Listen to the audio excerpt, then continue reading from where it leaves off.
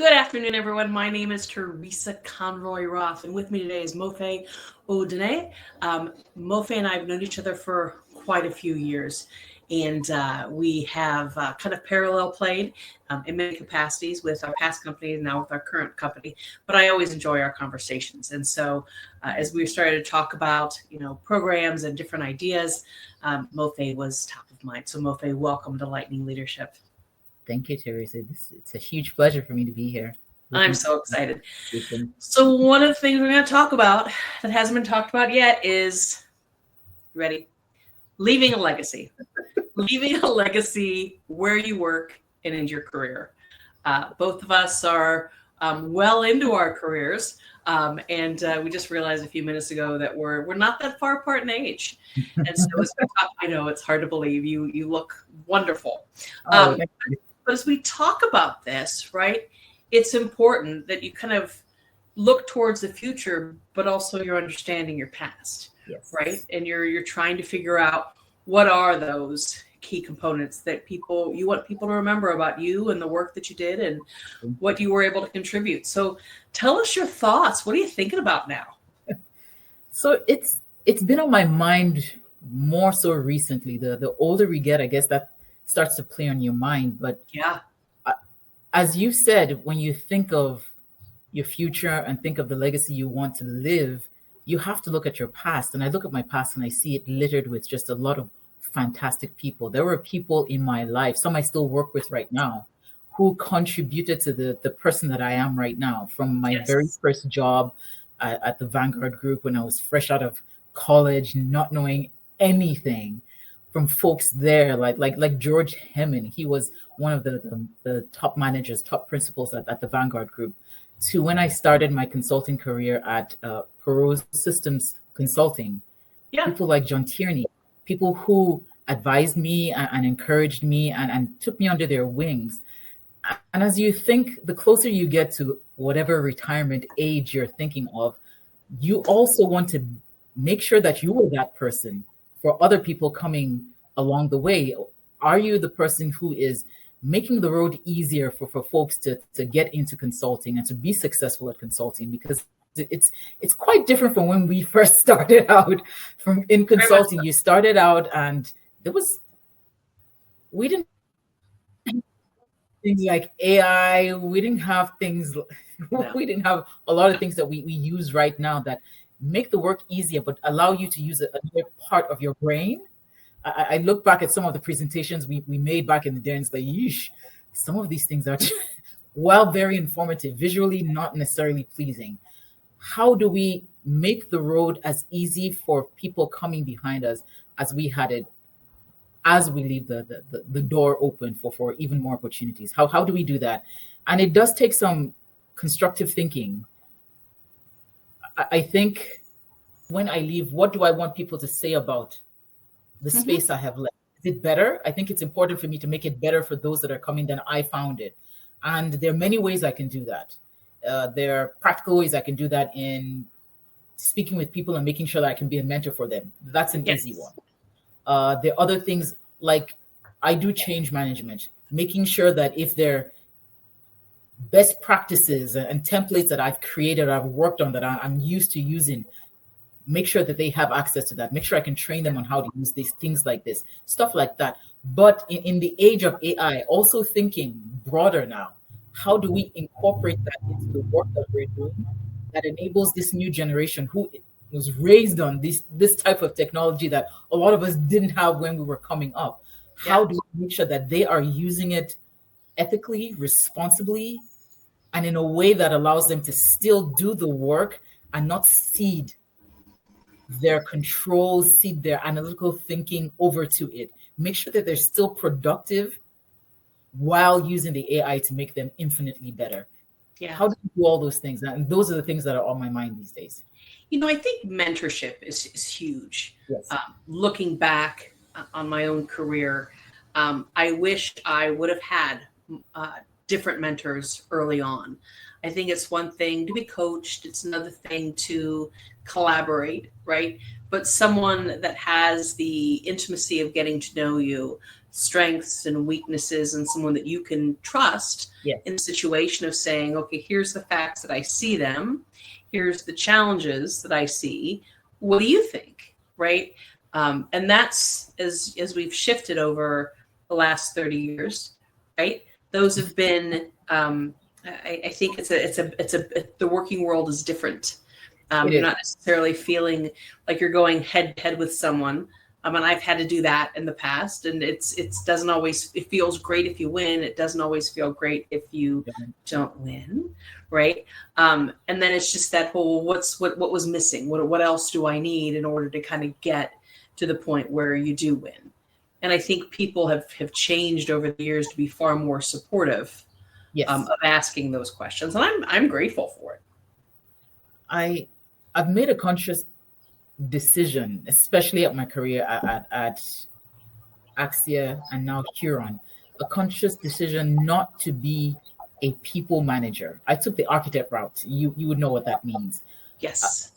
But while I did that, I always tried to invest in tangible relationships with people as you come in the door, making sure that you feel welcome, making sure you understand what that culture is like, making sure that not only when you come in, but through your career, I'm constantly reaching out to you to make sure you're doing okay. That for me is my contribution to that mentorship. I don't think we formally call it that, but I make sure that I do try to invest time to see how people are doing, regardless of your tenure in the company. Checking on you, because we find when we started consulting, it leaps and bounds more difficult than it is now, and I'll come out and say that because for many reasons. One, we worked in a relatively male-dominated. We do. Industry. There weren't always women for us that we could always speak to and have mentor us. There were wonderful and still are wonderful men that did that. And I'm extremely grateful for that. But I find myself in a position where I can be that for somebody coming to encourage them. A lot of people don't necessarily go into consulting with the typical background. They come in thinking, how can I be successful in this? And being able to tell them, you don't necessarily need that background, especially today, but these are things that you can do to make yourself successful. These are things that you can do to help you stand out and get you through the long haul. And that's what I'm interested in doing, having those conversations and making sure that I can guide people the best way I can, the way I was guided, or I have been guided, and still I'm being guided, if I'm being honest. One of the things I love, and I hope this has worked for you, because I know it's changed the game for me the last 6-7 months. The new company culture, right, was coffee chats. And it was, if you're interested in what somebody's doing, reach out to them and say, hey, would love to grab 15 minutes, half an hour on your schedule. I would love to learn more about you. And our culture basically says that that's okay, and you should probably do this a couple times a week, right? Just to get to know people and learn. And I found myself, I think in the very beginning, saying, oh, I'm not all that, I'm comfortable, but that seems, I know people, the organization, but it's like, oh, well, let's go ahead and do it. And I pushed myself to get to know, I don't know, there's 25 to 30 people where I live in the city that suddenly I don't know.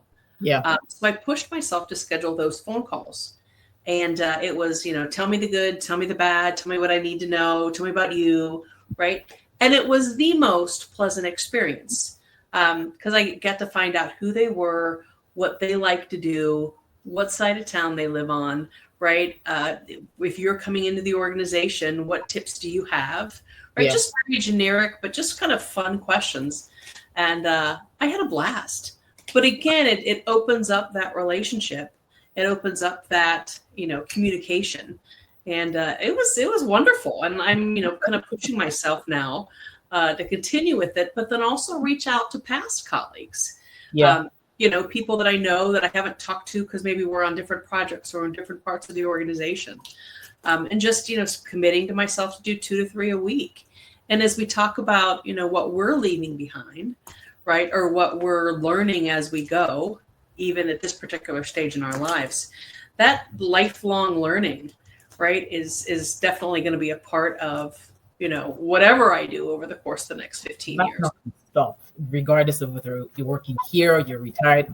The quest for learning continues until the day you are no more. That is the Well, plan. and I genuinely like people, right? And I'm genuinely interested in lessons learned.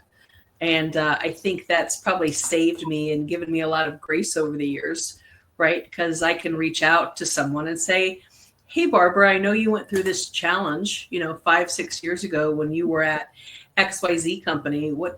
Looking back, what do you wish you would have known? So the two things that I was thinking of as you said everything you just said. One is I took the initiative, wrong word. I decided that I was going to get to know people within the new company. I was going to get to know them because you take for granted after you've been in a company for 10 years, like I was at Axia.